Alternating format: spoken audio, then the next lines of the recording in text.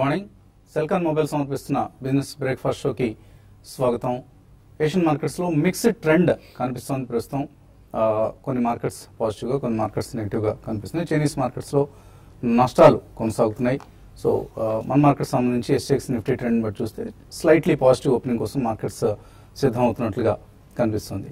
Market విశేషాలకు వెళ్ళబోయే ముందు yesterday I met up with a knowledge treasure. So Mr. Vikari ఇంతకుముందు he was secretary, assistant secretary commerce US గవర్నమెంట్గా పనిచేసిన వ్యక్తి. So ఆయన్ని TV5 స్టూడియోకి ప్రత్యేక అతిథిగా నేను ఆయన విచ్చేయటం జరిగింది. సో ఆయనతో నేను చేసిన చిన్న ఇంటర్వ్యూలో ఒక చిన్న భాగాన్ని ఇప్పుడు ఒకసారి చూద్దాం.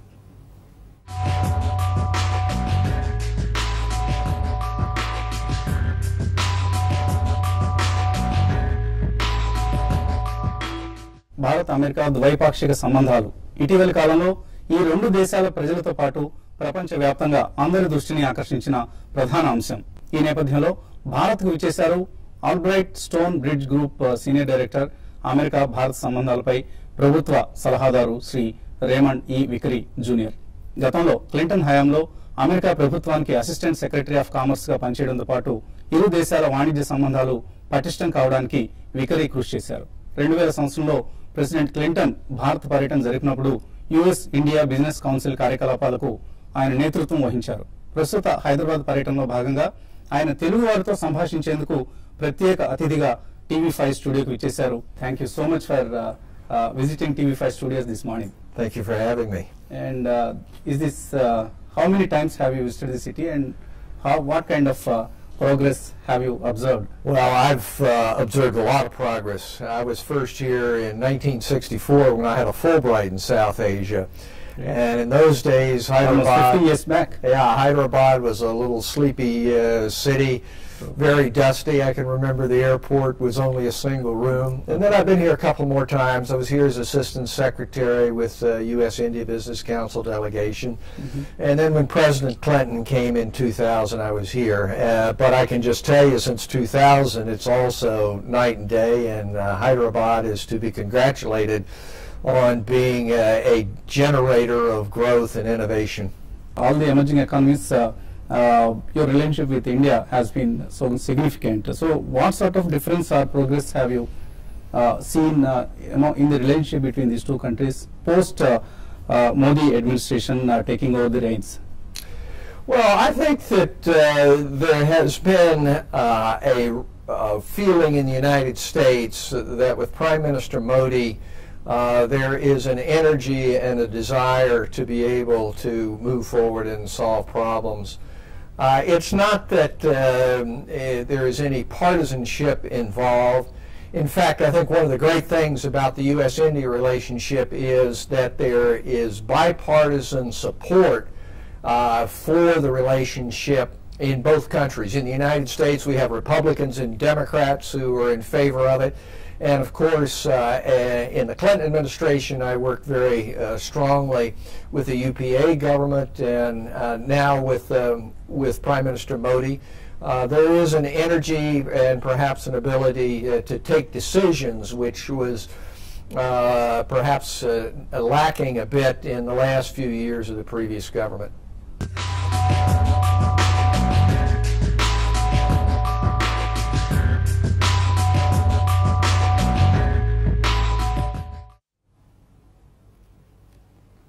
ఈ పూర్తి ఇంటర్వ్యూను రేపు ఉదయం అంటే శనివారం ఉదయం 8:30 గంటలకు ఇదే సమయంలో వీక్షించవచ్చు. సో చాలా చాలా చక్కటి విషయాలు ఆయన వివరించడం జరిగింది భారత్ అమెరికా వాణిజ్య సంబంధాలపై, అలాగే భారత్ ఆర్థిక వ్యవస్థ ఏ విధంగా ఎదగబోతోంది అన్న అంశాలపై అమెరికా పర్స్పెక్టివ్ ఎలా ఉంది, ఈ అంశాలన్నీ ఆయన చక్కగా చెప్పడం జరిగింది.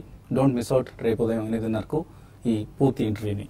ఇక స్టాక్ మార్కెట్స్ విషయానికి వస్తే అమ్మయ్య అని ఊపిరి పీల్చుకునేలా ముగిసింది జూలై సిరీస్. మొదట్లో బాగానే ఉంది, మధ్యలో బెంబేలెత్తించింది, చివరిలో మళ్ళీ కొద్దిగా రికవర్ అయింది. సో ఓవరాల్గా ఫ్లాట్గా క్లోజ్ అయింది నిఫ్టీ. బ్యాంక్ నిఫ్టీ 0.5% నష్టాలతో ముగిసింది. అలాగే నిన్న మనం చూసాం ఎక్స్పైరీ ప్రభావంతో కొన్ని సెక్టరల్ స్టాక్స్లో, ప్రత్యేకించి PSU బ్యాంక్ స్టాక్స్ మొన్నటి వరకు బాగా అమ్మకాల ఒత్తిడికి లోనైన కౌంటర్స్ ఇవి నిన్న షార్ట్ కవరింగ్ చూసాం. అలాగే ఇవాళ రీక్యాపిటలైజేషన్ మీటింగ్ జరగబోతుంది పిఎస్యూ బ్యాంక్ చీఫ్ తో కేంద్ర ప్రభుత్వంతో. సో ఆ మీటింగ్ నేపథ్యంలో పిఎస్యూ బ్యాంక్ స్టాక్స్ లో నిన్న అనూహ్యంగా లాభాలు రావడం చూసాం. అండ్ బ్యాంక్ నిఫ్టీ రోల్-ఓవర్స్ చూస్తే కూడా చాలా చాలా స్ట్రాంగ్ గా జరిగాయి నిన్న. 78%, అంత ముందు నెల 55% యావరేజ్ ఉంటే 78% రోల్-ఓవర్స్ జరిగాయి. ఇందులో కొంత అఫ్కోర్స్ షార్ట్ పొజిషన్స్ కూడా రోల్-ఓవర్ జరిగి ఉండొచ్చు, బట్ కొద్దిగా లాంగ్ పొజిషన్స్ కూడా క్రియేట్ అయ్యాయి, అవి కూడా రోల్-ఓవర్స్ జరిగాయి. So ICICI bank, IndusInd bank ఇటువంటి వాటిలో హైయెస్ట్ రోల్-ఓవర్స్ మనం చూసాం. నిఫ్టీ రోల్-ఓవర్స్ చూస్తే 65% ఉన్నాయి వర్సెస్ 61% యావరేజ్. సో కొద్దిగా ఆగస్ట్ సిరీస్ లోకి మనం కొత్త ఆశలతో అడుగు పెడుతున్నట్లుగా అనిపించింది. కొంత స్ట్రాంగ్ ఓపెనింగ్ మనం ఆగస్ట్ సిరీస్ సంబంధించి చూడబోతున్నాం. ఈ స్ట్రెంగ్త్ కొనసాగుతుందా లేకపోతే మళ్ళీ వీక్ అవుతుందో, జూలైలో లాగా మళ్ళీ అనూహ్యంగా మనం అమ్మకాల ఒత్తిడి ఏదైనా వస్తుందా అన్నది. ఇవన్నీ కూడా గ్లోబల్ క్యూస్ మీద ఇటు మన ఎకానమీకి సంబంధించి 4వ తేదీ జరగబోతున్న ఆర్బీఐ మీటింగ్ లో ఏమైనా రేట్ కట్స్ లాంటివి ఉంటాయా? ఎందుకంటే ఎర్నింగ్స్ సీజన్ ఆల్మోస్ట్ మనం ఎండ్కి వచ్చేసాం. ఇవాళ కూడా చాలా చాలా ఎకానమిక్ ప్రాక్సీస్ అనుకునే కంపెనీస్ రిజల్ట్స్ ప్రకటించబోతున్నాయి, ఎల్ఎన్టీ, ఐసిఐసిఐ. సో ఈ రెండింటి రిజల్ట్స్ ఎలా ఉంటాయి, ఇటువంటి అంశాలన్నీ కూడా మార్కెట్స్ గమనాన్ని నిర్దేశిస్తాయి. ఎందుకంటే నేను చూసాం మనం doctor Reddy's labs strong result ప్రకటించింది, దీంతో స్టాక్ కూడా పాజిటివ్ గా రియాక్ట్ అయింది, ఆల్మోస్ట్ 5.5% లాభంతో క్లోజ్ అయింది. అండ్ రియాలిటీ స్టాక్స్ లో మనం లాభాలు చూసాం నిన్న. సో బ్యాంకింగ్, రియాలిటీ స్టాక్స్ వలన నిన్న ఇండెక్స్ లాభాలు అలాగే మార్కెట్ లాభాలు చూసాం. సో ఇది అంత హెల్దీ సైన్ కాదు, ఎందుకంటే రెండు కూడా ట్రబుల్స్ లో ఇబ్బందుల్లో ఉన్న సెక్టర్స్. సో ఈ ఇబ్బందుల నుంచి ఆ సెక్టర్స్ బయటపడాలి ఫస్ట్, అంతేగాని ట్రేడింగ్ షార్ట్ బౌన్సెస్ ఇటువంటి వాటి వలన పెరగకూడదు. సో అవి రికవర్ అవుతాయా లేదా అన్న చూడాలి. ఎందుకంటే పిఎస్యూ బ్యాంక్ సంబంధించి రీక్యాపిటలైజేషన్ పెద్ద ఇష్యూ. ఓవైపు ప్రొవిజన్స్, హైయర్ ప్రొవిజన్స్, స్లిపేజెస్ జరుగుతున్న సమయంలో క్యాపిటల్ వాళ్ళకి చాలా చాలా అవసరం. సో వచ్చే 4 సంవత్సరాలకి పిఎస్యూ బ్యాంక్స్ కి ఎలా రీక్యాపిటలైజ్ చేయాలనే అంశంపై కీలకమైన సమావేశం వాళ్ళు జరుగుతోంది. ఫస్ట్ ట్రాంచ్ లో 12,000 కోట్ల రూపాయల ఈక్విటీని ప్రభుత్వం సమకూరుస్తుంది. ఈ సంవత్సరానికి సంబంధించిన అంచనాలు కూడా మార్కెట్స్ లో ఉన్నాయి. సో ఇవన్నీ ఆయా స్టాక్స్ మీద, ఆయా ఇండివిజువల్ బ్యాంక్స్ కౌంటర్స్ మీద ప్రభావం చూపించే అంశాలు. ఓవరాల్ గా నిఫ్టీ పొజిషన్ చూస్తే మేబీ 8400, 8700 ఈ రేంజ్ లో కదలాడే అవకాశం ఉంది. Down side probably 8200, hire side 8800 levels చూసినా కూడా మనం ఆశ్చర్యపోనవసరం లేదు. బట్ అంతా కూడా రాబోయే పరిణామాల మీద ఆధారపడి ఉంటుంది. ఇక మార్కెట్స్ పరిస్థితి గురించి మాట్లాడేందుకు అనలిస్ట్ మనతో సిద్ధంగా ఉన్నారు. ఆగస్ట్ సిరీస్ లో ప్రవేశించాం. సో ఎటువంటి అంచనాలు ఉన్నాయి ఆగస్ట్ సిరీస్ సంబంధించి? బేసికలీ మనకి మేజర్ ఇష్యూస్ అన్ని కూడా ఇప్పుడు పార్లమెంట్ లో జిఎస్టీ బిల్ మీద కేంద్రీకృతం అయి ఉన్నాయండి. ఐ థింక్ ఒకవేళ దానికి ఏదైనా పాజిటివ్ సిగ్నల్స్ వస్తే మాత్రం మళ్ళీ మార్కెట్ లో సెంటిమెంట్ పరంగా కొద్దిగా మంచి బూస్టర్ అనే చెప్పాలి. అండ్ ఆగస్ట్ 4th లో డెఫినెట్లీ స్టేటస్ కో ఉన్నా కానీ I don't think it's a major negative. Domestic cues ఈ రెండు చాలా ప్రధానంగా ఇంపార్టెంట్ పార్ట్ ప్లే చేస్తుంది. ఎక్స్టర్నల్లీ మనకి నెక్స్ట్ టైం ఇంకా చైనా మళ్ళీ ఇంకొకసారి ఏమన్నా పతనం అయితే there can be a minor tremor. అది తప్పించి ఐ డోంట్ థింక్ అమెరికా పరంగా మనకి ఎక్కువ బ్యాడ్ న్యూస్ వచ్చే అవకాశం కనిపించలేదు. ఎందుకంటే పోస్ట్ సెప్టెంబర్ ఎప్పుడైనా కానీ రేట్ హైక్ వస్తుందని it's already A discounted factor in the market. మనకి రూపీ కూడా ఆల్మోస్ట్ 64 లెవెల్లోనే కొట్టుమిట్టాడుతుంది. ఏకంగా చాలా క్షీణత కూడా మనం చూడలేదు ఈవెన్ పోస్ట్ ఫెడ్ అనౌన్స్మెంట్ కూడా. సో డొమెస్టికలీ ఈ రెండు చాలా ప్రధానమైన అంశాలండి. కాబట్టి సెంటిమెంట్ పరంగా నెక్స్ట్ వచ్చే రిజల్ట్స్, మేజర్ రిజల్ట్స్ ఏమైనా కానీ ఇంకా నెక్స్ట్ 2-3 డేస్ లో వస్తాయి. ఇవాళ కూడా మేజర్ రిజల్ట్స్ ఇందాక మీరు చెప్పినట్టు ఉన్నాయి. సో ఒకవేళ రిజల్ట్స్ మిక్స్డ్ బ్యాగే ఉన్నా కానీ I don't think it's going to be the same continuation అనే ఒక ఫీలింగ్ ఉంది. ఎందుకంటే will be entering into almost festival season next 1 or 2 quarters. Monsoon అయిన తర్వాత మనకి జనరలీ కన్స్ట్రక్షన్ యాక్టివిటీ అవన్నీ పెరుగుతుంది. సెకండ్లీ వైట్ గూడ్స్ కానివ్వండి, కన్స్యూమర్ డ్యూరబుల్స్ కానీ, అండ్ 7th పే కమిషన్ ఒకటి అనౌన్స్మెంట్ అని చాలా మంది ఎదురు చూస్తున్నారు. దాని తర్వాత it's going to be completely consumption led boom అని కూడా చెప్తున్నారు. సో ఇవన్నీ కూడా మార్కెట్ ముందే డిస్కౌంట్ చేస్తుంది. కాబట్టి I think positive nature will be more rather than negative nature అండి. కొద్దిగా పార్లమెంట్ లో ఇది పాస్ అయితే మాత్రం I think we should be absolutely fine. So ఈ కారణం వలన నెక్స్ట్ 1 week to 10 days లో వచ్చే ఆపర్చునిటీస్ లో తప్పకుండా ఈవెన్ బల్క్ మనీ కమిట్ చేసే వాళ్ళు కూడా ఫస్ట్ ప్రైస్ పాయింట్ లో కొనుక్కుంటే నెక్స్ట్ 1 or 2 months లో చూసి చిన్న క్షీణత వచ్చినా కానీ they can load up fully in to the stock market. So ఎక్కువగా ఆగస్ట్ నెలలో రేట్ సెన్సిటివ్ సెక్టర్స్ లో యాక్షన్ కేంద్రీకృతమయ్యే అవకాశాలు కనిపిస్తున్నాయి. బ్యాంక్స్ కావచ్చు, ఇన్ఫ్రా కంపెనీస్ కావచ్చు, రియాలిటీ కంపెనీస్, ఆటోస్, ఇటువంటి వాటిలో. సో ట్రేడర్స్ ఎటువంటి సలహా ఇస్తారు? ప్రాబ్లీ నిన్న నిఫ్టీ ప్యాటర్న్ చూస్తే కనుక మనం ఒక ఇన్వర్టెడ్ హ్యామర్ ఫార్మేషన్ చూసామండి. ఐ థింక్ లాస్ట్ 4-5 days గా కరెక్షన్ అయ్యి మొన్న ఒక మైనర్ పుల్ బ్యాక్ వచ్చి నిన్న కూడా it try to pull back till the 20-day moving average ఏదైతే 8481 ఉందో. సో అక్కడ ఒక గట్టి సెల్లింగ్ చూసాం మనం. బేసికలీ నిఫ్టీ పెరిగింది నిన్న ఇందాక మీరు చెప్పినట్టు it's only because of week sectors. ఏవైతే మనకి పిఎస్యూ బ్యాంక్స్ ఉన్నాయో, రియాలిటీ ఉన్నాయో, ఈ స్టాక్స్ వల్ల నిఫ్టీ పెరగడం చూసాం. And it's not a good sign. So అందుకే మనం నిన్న క్లోజింగ్ లో కూడా కొద్దిగా సెల్ ఆఫ్ రావటం చూసాం మనం. ఏదైనప్పటికీ నిఫ్టీ 8479 ఏదైతే 20-day మూవింగ్ యావరేజ్ ఉందో దాని అబౌవ్ ట్రేడ్ అవుతేనే probably next up move chance ఉంటుంది. లేదంటే I think we can assume that 8195 ఏదైతే స్వింగ్ లో ఉందో ప్రీవియస్ స్వింగ్ లో, అలానే 8650 ఆ రేంజ్ లో డెఫినెట్ గా ట్రేడ్ అయ్యే అవకాశం ఉంది. అండ్ ట్రేడర్స్ కనుక లాంగ్ పొజిషన్స్ తీసుకోవాలంటే మేబీ డిప్స్ కోసం వెయిట్ చేయొచ్చు. కొంచెం మార్కెట్ పడి అబౌట్ 70 to 100 పాయింట్స్ నిఫ్టీ పడితే కనుక ఐ థింక్ కాల్ ఆప్షన్స్ లో తీసుకోవడం ఇది బెటర్ అండి ఈ స్టేజ్ లో. ఎందుకంటే మనకి ఇంకా 1 month టైం ఉంది కాబట్టి ఎక్స్పైరీకి. అలానే మనకి ఫ్లక్చుయేషన్స్ కూడా డెఫినెట్ గా ఉండే అవకాశం ఉంది. అదేవిధంగా బ్యాంక్ నిఫ్టీ చూస్తే కనుక మనకు ఆల్మోస్ట్ 200-day మూవింగ్ యావరేజ్ అయితే ఉందో 18,349 అక్కడ ఒక గట్టి సపోర్ట్ లాగా చూస్తున్నాం. మనకి మొన్నట్లో ఏదైతే ఉందో 18,154 దాని కింద స్టాప్ లాస్ పెట్టుకుని లాంగ్ పొజిషన్స్ తీసుకోమని చెప్తాను. అండ్ మార్కెట్ రికవర్ అయ్యి కొంచెం పుల్ బ్యాక్ వస్తే కనుక 20-day మూవింగ్ యావరేజ్ అయితే ఉందో 18,715 అక్కడ దాకా వెళ్ళే ఛాన్స్ ఉంది. So net on net by on dips అనే మార్కెట్ చెప్పొచ్చు ఈ స్టేజ్ లో. అదేవిధంగా మనకి వీక్ సెక్టర్స్ ఏవైతే పుల్ బ్యాక్ వస్తున్నాయో స్టాక్స్ లైక్ డిఎల్ఎఫ్ కానీ, union bank, bank of Baroda, ఈ స్టాక్స్ లో అన్నింటిలో మనం 200-day మూవింగ్ యావరేజ్ చూసుకుని ప్రాబ్లీ అక్కడ మనం ఎగ్జిట్ అయ్యి పర్ఫార్మింగ్ సెక్టర్స్ ఏవైతే ఉన్నాయో వాటిలో షిఫ్ట్ అయితే I think we can make better returns. Example of DLF probably అది మనం ఆల్మోస్ట్ 94 నుంచి 110 దాకా రావడం చేసాం. ఏమాత్రం అది పుల్ బ్యాక్ వచ్చి 136 అది 200-day మూవింగ్ యావరేజ్ అక్కడ గట్టి రెసిస్టెన్స్ ఉంటుంది. అక్కడ ఎగ్జిట్ అయ్యి ప్రాబ్లీ హౌసింగ్ ఫైనాన్స్ ఏవైతే బాగా పర్ఫార్మ్ చేస్తున్నాయో, ఇండియా బుల్ హౌసింగ్ ఫైనాన్స్ కానీ, దీవాన్ హౌసింగ్ కానీ షిఫ్ట్ అవుతే ప్రాబ్లీ బెటర్ రిటర్న్స్ వచ్చే అవకాశం ఉంటుంది. కాలర్ రవీంద్ర పశ్చిమ గోదావరి జిల్లా నుంచి. హలో, నా దగ్గర ఎస్బీఐ సిప్లా ఉన్నాయి సార్, ఇది పరిస్థితి సార్ ఉంచుకుంటారా? సిప్లా అయితే 526లో కొన్నాం సార్, ఉంచుకోమంటారా ఇంకా వెయిట్ చేయమంటారా? అట్లాగే ఎస్బీఐ అయితే యావరేజ్ 267 అండి.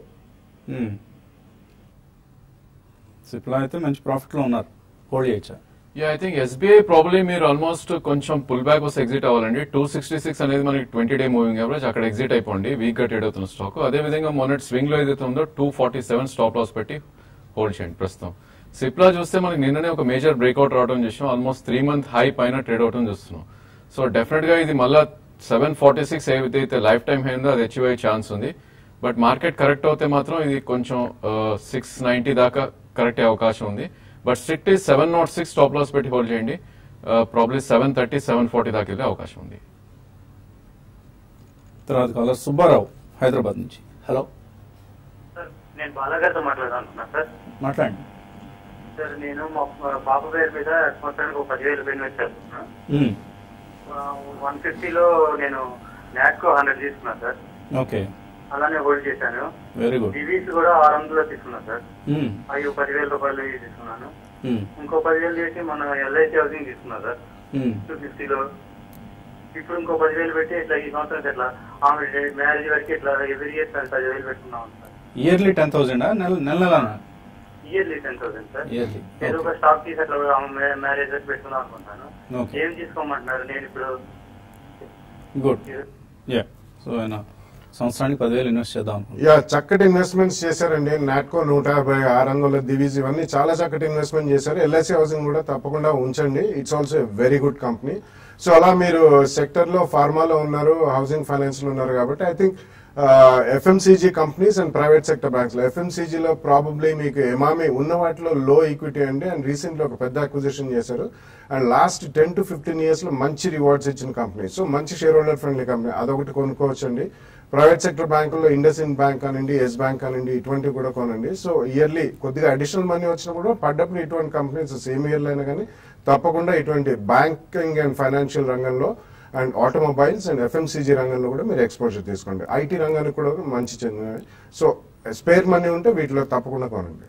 ఇంకొంచెం 10,000 కాకుండా కొంచెం అమౌంట్ పెంచుకునే ప్రయత్నం చేయండి. మీకు ఏమైనా సేవింగ్స్ ఉంటే వాటిని దీనిలోకి డైవర్ట్ చేయండి. ఎవరు చెప్పారండి చిన్న ఇన్వెస్టర్లకి మార్కెట్లో డబ్బులు రావని?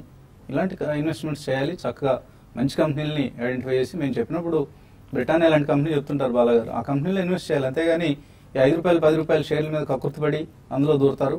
డబ్బులు పోయండి. మేము 95% ఉన్నాం, 5% మందికే ప్రాఫిట్స్ వస్తున్నాయి, 95% నష్టపోతున్నారు అంటారు. సో 95% ఎందుకు నష్టపోతున్నారంటే ఇటువంటి డబ్బా కంపెనీలు ఇన్వెస్ట్ చేసే వాళ్ళు నష్టపోతారు. చక్కటి కంపెనీలు ఇన్వెస్ట్ చేసే వాళ్ళకి మార్కెట్స్ ఎప్పుడు లాభాలు ఇస్తాయి.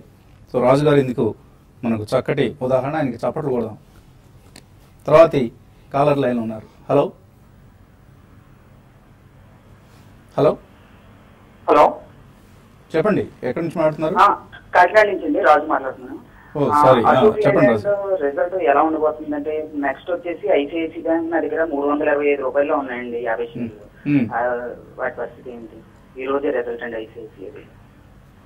చూడండి 324 ఉన్నాయి. రిజల్ట్ ఎలా ఉంటుందని చూడండి. అశోక్ లేలాండ్ పరిస్థితి. డెఫినెట్లీ చాలా స్ట్రాంగ్ గా ట్రేడ్ అవుతున్న స్టాక్ అండి. న్యూయర్ హైస్ మనం హిట్ అవటం చూస్తున్నాం. రిజల్ట్స్ బాగా పోయినా కూడా కొద్ది కరెక్ట్ అయినా కూడా ఐ థింక్ మనం లాంగ్ పొజిషన్ ఉంచాలి దానిలో, ఎందుకంటే న్యూయర్ హైస్ హిట్ అవుతున్నాయి. ఐ థింక్ మాక్సిమం కరెక్ట్ అవుతాయి కనుక 73-74 రావచ్చు. డెఫినెట్ గా అక్కడ మళ్ళీ యాడ్ చేయాలి. అదేవిధంగా ఐసిఐసిఐ బ్యాంక్ చూస్తే లాస్ట్ 5 to 6 months నుంచి ఆల్మోస్ట్ ఇది ప్రైవేట్ సెక్టర్ బ్యాంక్స్ లో వీకెస్ట్ ట్రేడ్ అవుతున్న స్టాక్. ఇది 100-day మూవింగ్ యావరేజ్ కిందనే ట్రేడ్ అవుతుంది మనకి for the last couple of days కూడా. సో డెఫినెట్లీ దీనిలో ఏమాత్రం పుల్ బ్యాక్ వచ్చి అరౌండ్ 308 and 312 మధ్యలోకి వస్తే దీనిలోంచి ఎగ్జిట్ అయిపోయి పర్ఫార్మింగ్ స్టాక్స్ ఏవైతే ఉన్నాయో ఇండస్ ఇండ్ బ్యాంక్ లోకి ఎంటర్ అవుతే బెటర్. నిన్న చూసాం మనం ఇండస్ ఇండ్ బ్యాంక్ ఆల్రెడీ మళ్ళీ లైఫ్ టైమ్ హై హిట్ అవడం చూసాం. ఇలాంటి స్టాక్స్ కి మీరు డైవర్ట్ అవ్వండి. మార్కాపురం నుంచి సుబ్బారావు. హలో హలో, అరేండి సుబ్బారావు సార్. ఆదిత్య బిర్లా నువ్వు ఎందుకు బాగా ఫాస్ట్ గా మూవ్ అవుతుంది, తర్వాత టిస్కో ఎందుకు పడిపోతుంది? ఈ రెండు విషయాలు కావాలి. మీరు కొన్నారా ఇవి? ఊరికే ఉన్నాయి సార్ నా దగ్గర.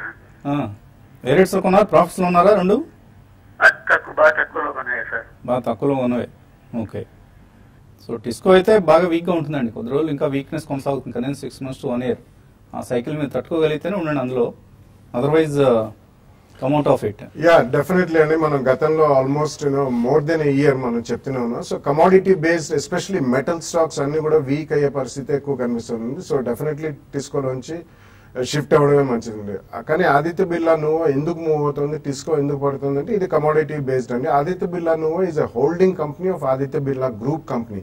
అందులో ఫైనాన్షియల్ సర్వీసెస్, వాళ్ళవి సిమెంట్ ఇండస్ట్రీ, వాళ్ళ మ్యానుఫ్యాక్చరింగ్ ప్లస్ వాళ్ళ ఇన్సూరెన్స్ బిజినెస్ లో అన్ని కూడా ఉన్నాయి కాబట్టి it's a holding company. All of them are doing well, అందుకని మూవ్ అవుతుందండి. So definitely Aditya Birla Nuvo ఉంచండి. టిస్కో నుంచి బయటకు వచ్చి probably private sector banks, auto, ancillary, mid cap, IT and pharma and ఎఫ్ఎంసీజీలో మీరు ఎక్స్పోజర్ తీసుకోండి. మధుకర్ మెయిల్ పంపించారు. ఆయన ఈఎల్ఎస్ఎస్ స్కీమ్స్ లో ఇన్వెస్ట్ చేద్దాం అనుకుంటున్నారు. ఏవి బెటర్ స్కీమ్స్ అంటున్నారు. యాక్సిస్ లాంగ్ టర్మ్ ఈక్విటీ మనం పదే చెప్తున్న స్కీమ్ అండి, రికమెండ్ చేస్తున్న స్కీమ్. ఆర్ ఈవెన్ ఐసిఐసిఐ ప్రుడెన్షియల్లో ట్యాక్స్ సేవర్ స్కీమ్ కూడా మీరు సెలెక్ట్ చేసుకోవచ్చు. సో రెండు కూడా మంచి స్కీమ్స్. మీకు ఒకవేళ పన్ను బెనిఫిట్ కావాలంటే మీరు రిటైర్డ్ పర్సన్ చెప్తున్నారు, మీ ట్యాక్స్ లయబిలిటీ ఎంతో తెలియదు, చిన్న మొత్తంలో కానీ ట్యాక్స్ పే చేస్తుంటే జస్ట్ ఒక స్కీమ్లో మీరు సెక్షన్ 80Cని వాడుకోవాలనుకుంటే ఈఎల్ఎస్ఎస్లో యాక్సిస్ లాంగ్ టర్మ్కి వెళ్ళిపోండి. అండ్ పుష్కరాలకు వెళ్ళారట, అందుకని మన ప్రోగ్రామ్ చూడలేకపోయింది. పుష్కరాలు అదొక వేల మేరకు వెళ్ళిపోయారండి ఆ రోజుల్లో.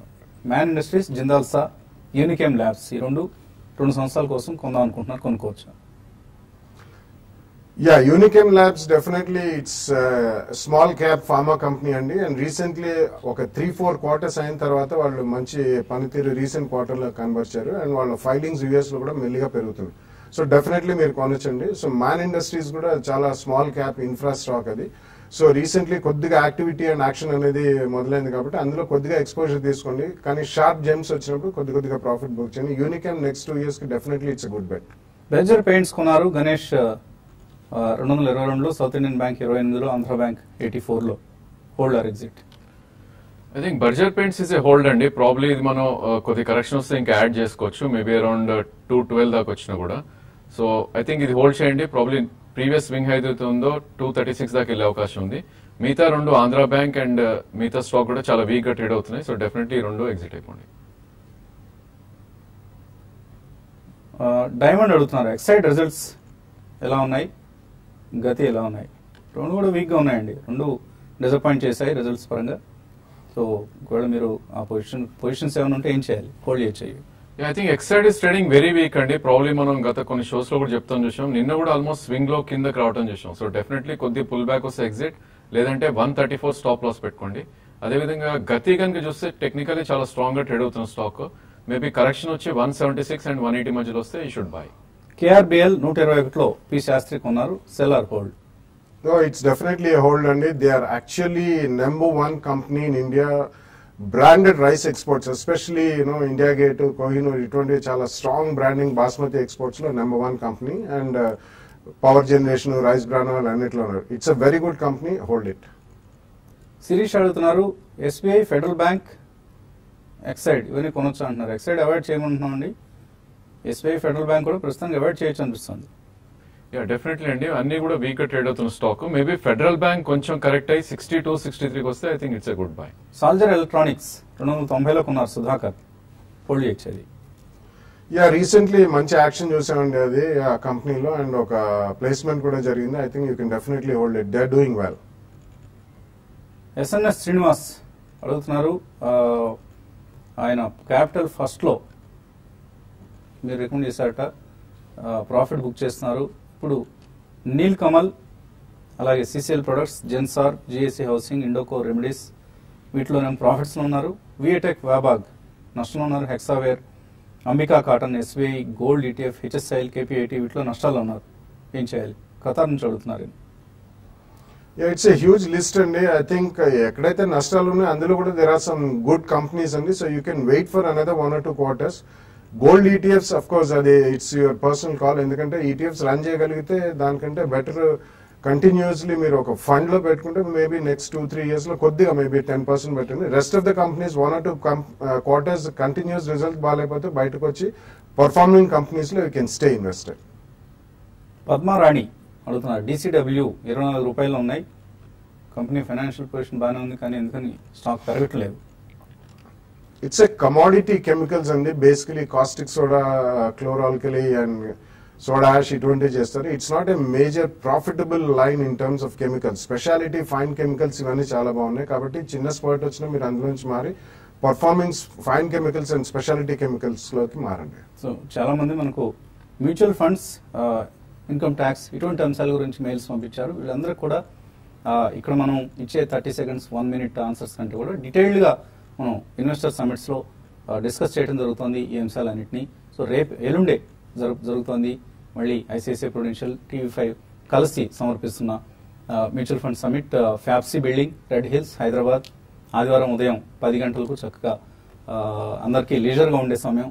సో తప్పనిసరిగా హాజరయ్యే ప్రయత్నం చేయండి. వీలైతే మీ పిల్లలు 15 సంవత్సరాల అంతకంటే పైబడిన పిల్లలతో కూడా హాజరైతే వాళ్ళకు కూడా మనం ఆర్థిక అంశాలను నేర్పించిన వారం అవుతాం. సో పిల్లలతో వచ్చే వారికి ప్రత్యేకమైన బహుమతులు కూడా ఇస్తుంది ఐసిఐసిఐ ప్రుడెన్షియల్. సో ఈ ఆకర్షణీయమైన బహుమతులు కూడా తీసుకోవచ్చు, అలాంగ్ విత్ నాలెడ్జ్ గ్యాదరింగ్.